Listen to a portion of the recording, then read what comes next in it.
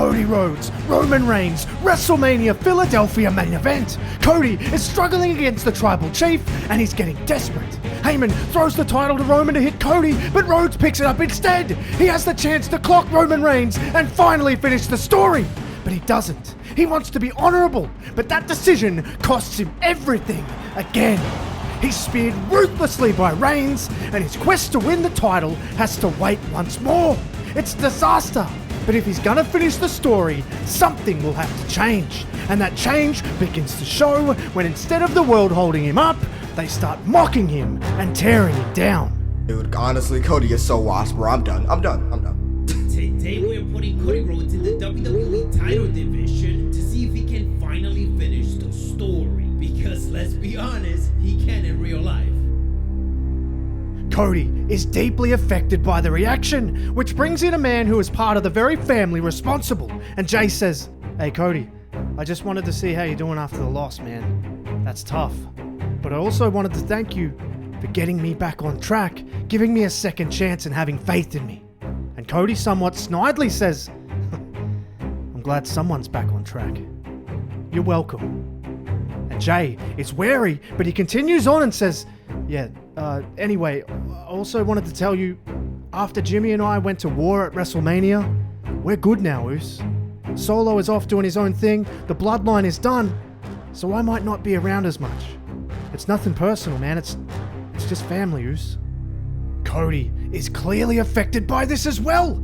Things have changed. People are moving on, but he can't. And he does something that shocks the entire world. He finds Jimmy and completely obliterates him. He's seeing red. Jimmy is decimated. But Cody snaps out of it as Jay runs up, and it almost seems like it was an out-of-body experience. And Jay yells at him and says, "What the hell is wrong with you, Cody?" But Cody doesn't even say anything. He just blankly walks away, and in all his fury, Jay says, "Cody, you know what this means. I've got to get you, man. I've got to get you, Cody." Everyone is stunned. Cody never lashes out like this, and it has everybody asking why.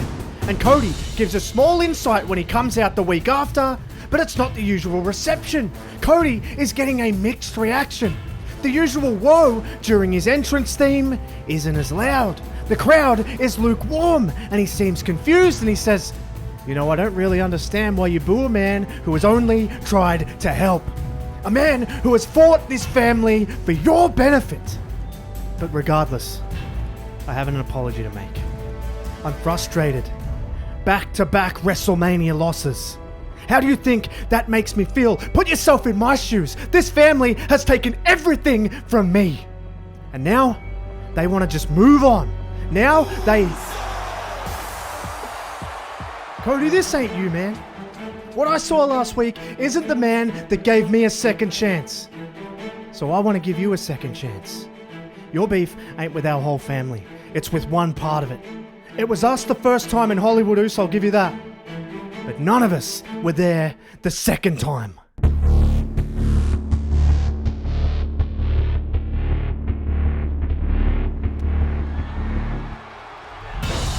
Cody nails Jay. He's heard enough, and the crowd start booing him now. And Cody, in all his fury, is beating on Jay, and he's saying, "That's right. They boo the man that wants to fight for good. They boo the man that tried to make this place better and take the title that has been held hostage by your family this whole time. Let's talk second chances. Let's talk all about it at Backlash." Cody is relentlessly continuing the beatdown, which very quickly brings out Sami Zayn, who runs down to the ring to try and stop it. Surprisingly, Cody gets out of the ring and he says, "I guess you're on his side too. His family did nothing to you? Took nothing from you? Sure. Well, when he wakes up, tell your friend he can see me at Backlash in Lyon." Cody is now on a very different road back to Roman Reigns, but it's leading him down a dark path, and he's very disturbed by the fact that people are turning on him in the process. He feels like he's fighting for good, but things have changed, including Jay, who is sticking up for his family, and it leads to one hell of a contest between the two. And even though there has been a shift in Cody, all is not lost, because when the referee is down and he has the chance to cheat again, he doesn't. instead of using the infamous steel chair on Jay, he throws it away. But as he does, he gets nailed with a super kick. It's happened again. Cody is rocked and Jay goes up top. He leaps up for a splash, but Cody counters and it gives him the opening, and he nails Jay with a crossroads, and he narrowly picks up the victory. And he does it the right way. And the battle, but also the willingness to give second chances, leads to Jay actually giving Cody some respect and looking for a handshake. But Cody declines. He slaps his hand away and leaves the ring, which prompts Jay to say, "I knew you weren't what you used to be, Cody. And maybe that's why you can't beat him."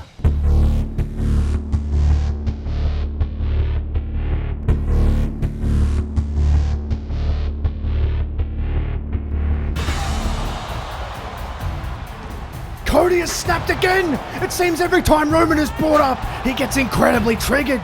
He grabs the chair that he refused to use before and he batters Jay with it. Similar to how he treated his brother, he lays waste to Uso. And once again, it brings out Sammy for the save, but serious damage has already been done, and Cody says, "Sammy, I told you this doesn't have anything to do with you, unless you want it to." A threat to Sammy, who is still being loyal to Jay, a man who he's been through thick and thin with. But a man who has been through thick and thin with Cody is waiting for him backstage with a warning. "Cody, I can see what's happening here, and let me tell you, it's not the path you want to go. I've been down this road. I've been frustrated. I've wanted to end just about everyone I come across. But even when you get to the top, it's a hell of a lonely island. You might go on to get everything you want, but you'll lose the ones you actually need. You're a better man than me, Cody. You don't have to do this." Cody hears it, and it seems to sink in. And after this conversation, he seems to have turned a corner.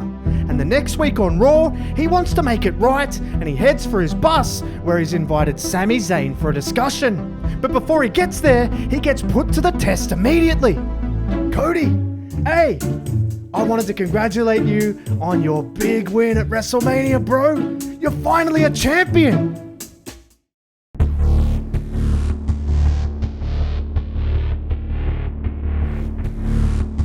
Truth, leave right now. I'm just saying, I've been a champion, so I know. Truth, leave. Truth barely survives, and it seems like the message from Randy may have actually sunk in. He gets on his bus, and Sammy arrives. And surprisingly, it's Cody who apologizes. He says, after speaking to Randy, he's had some perspective. And this isn't the path that he wants to go down, and Sammy really appreciates it and says, "Look, I get it, and I don't think any of us are beyond fixing this. I've had my share of disappointments. I've lost to Roman, I lost to Seth. I've had big opportunities as well," but Cody scoffs and says, "Well, I mean, you can't really compare it though, can you? I mean, we're not really the same. You're Sami Zayn. You're not meant to be in that spot. I'm Cody Rhodes. I am." And Sammy takes obvious offense to this and says, "You know what? I see what this is. You used us.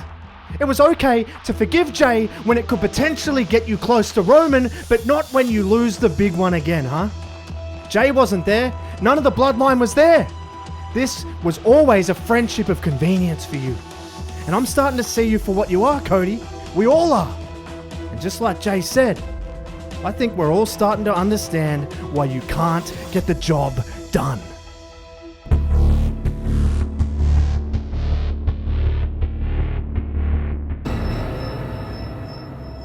Cody snaps again. He's spiraling into a more and more unhinged character, and there is a very clear trigger. Rhodes' world is crumbling. He's pushing away everyone who fought alongside him, and this leads to Sammy challenging Cody to a match at Bash in Berlin. But before we see that match, an argument between Nick Aldis and Adam Pearce is ensuing because Cody is actually a SmackDown superstar, but he's been showing up on Raw. But they agree that Cody has until Bash in Berlin to settle the score with Sammy, and then it's permanently back to SmackDown. And as we arrive in Berlin, it's clear that Sami sees right through the Cody facade, and once again, under the watchful eye of the tribal chief, who seems to be enjoying this decline of Rhodes, he does battle in a fiery and violent match.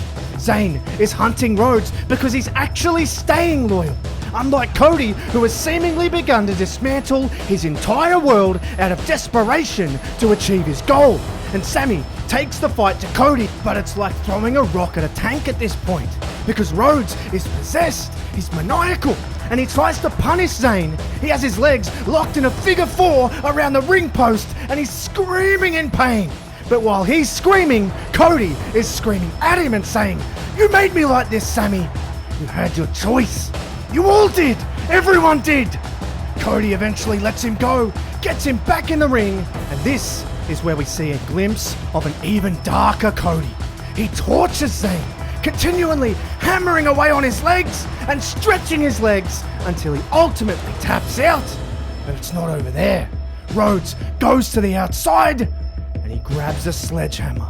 And this draws out Adam Pearce, who comes down with security to try and stop Cody, but it's too late because Cody says, "We are not the same." Cody does the unthinkable. It shocks the world that Cody would do something so dastardly. Just like he smashed the throne in a previous company, he smashed the leg of Sami Zayn with the very same weapon. But it's an even bigger shock to learn that Cody doesn't even care. He's almost numb to it. And that comes to light when we see a brief conversation he has with new world champion CM Punk, who beat Seth Rollins for the championship at Philadelphia after cheating himself. And he says, "You know, Cody, I'm proud of you, because a wise man once said, the greatest trick the devil ever pulled was convincing the world he never existed. No one saw you coming. I'm a champion because I made it happen. And you can be the same. Friends are temporary, but legacies are forever. And when you get back to Reigns, maybe listen to the devil on your shoulder for once. But I'd also look over your shoulder right now." As Punk leaves Cody, Solo grabs Cody looking for a Samoan spike, but he escapes. Solo is reformed from the bloodline, but he's still the man who cost Cody in Hollywood, which you could argue started this entire decline. And Cody is up for the challenge because he says to Solo from a distance, "Perfect. You found me before I could find you. You're the last one. Then it's your cousin." Rhodes with the big message for Solo. But looking on and overhearing this entire altercation is the wise man who says, "Call Roman Reigns." Rhodes has had conflicting advice from a man that he should trust in Orton, and perhaps a man he shouldn't in CM Punk. But which way will he turn?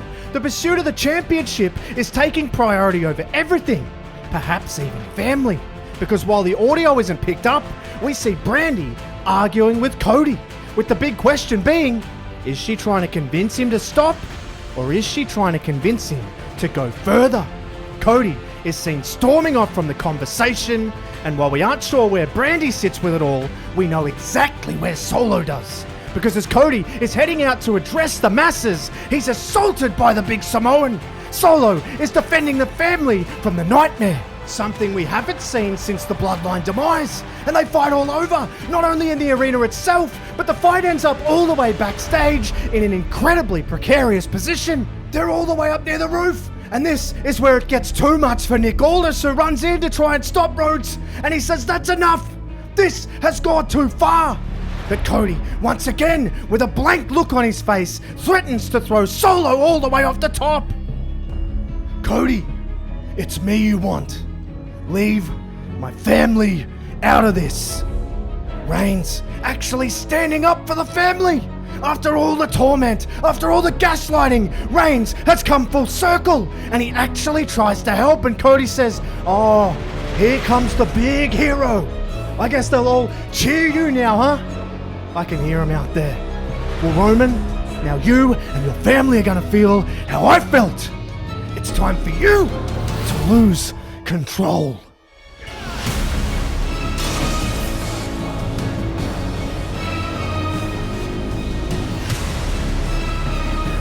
Roman rushes over to Solo. Medics swarm as well. This is how far Rhodes is willing to go. And as he stands atop overlooking the damage, you can hear the crowd booing from the arena. And he says, "Wasn't it my God-given purpose to save all of you? You cheered. You egged me on. But as soon as I failed, you mocked me. You turned against me. You gave up on me. So I gave up on you. I gave up on everyone you love. But one person I never gave up on was myself. And that's why at SummerSlam, Roman Reigns, I get what I came here for. And I won't do it for the fans. I will do it in spite of you all."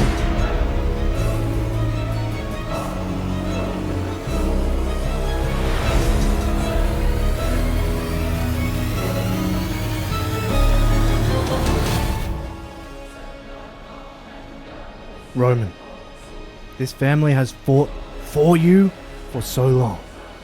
Now, you need to fight for us. What he did to my boys and your cousins puts all that bloodline stuff to rest. Tonight, you fight for blood, even if you have to draw it out of him. Roman respectfully acknowledges Rikishi and makes his way towards the battlefield, but not before briefly passing another interested onlooker in Kevin Owens, and he says, "I know you're fighting for blood, but think of the blood Sammy shed for you." Roman acknowledges Kevin Owens as well, and he heads towards the wall.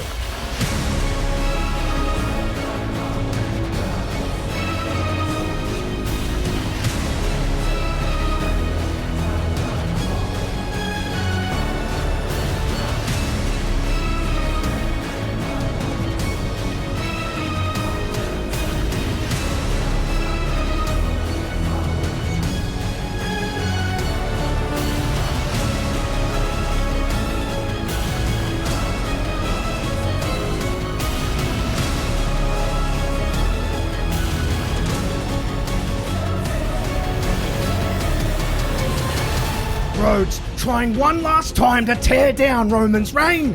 The chase for the title, the chase to finish the story, has taken the story to a dark place. And the match reflects the change in both men. Roman telling Paul Heyman to stay out of it so he can beat Cody clean and end it all. And Roman, who is defending the family, he does them proud. He gives Cody back everything he gave to them, but he does it fairly. He does it within the rules. But this gets ultimately tested when Rhodes pulls the referee in his way and Roman spears him. This opens the door. Heyman, in all the panic, goes and grabs the belt. It's almost muscle memory at this stage. He slides it in the ring, but as he's doing this, Cody manages to hit Reigns with a Cody cutter, and we've come full circle. Cody is now holding the title. Reigns is in peril. The chance to cheat, the chance to finish the story. But there's a twist. Here comes Brandy Rhodes. She never wanted him to take this turn. She wants him to do it the right way, the way the American dream would have envisaged. But Cody looks at her and says, "That was the American dream. I am the American nightmare."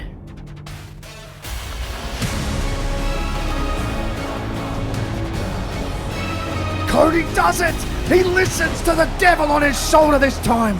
He picks up Reigns, lands across Rhodes, and finally finishes the story. He's the new WWE champion, but there are no cheers. No one is happy for him. Cody gets what he wants, but loses everything he truly needs.